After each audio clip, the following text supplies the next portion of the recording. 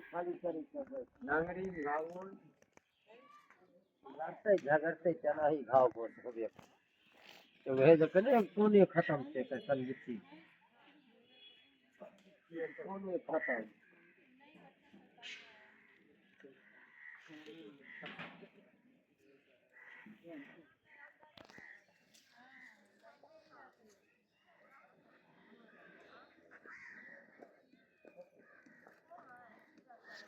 नहीं वो घर में ही है।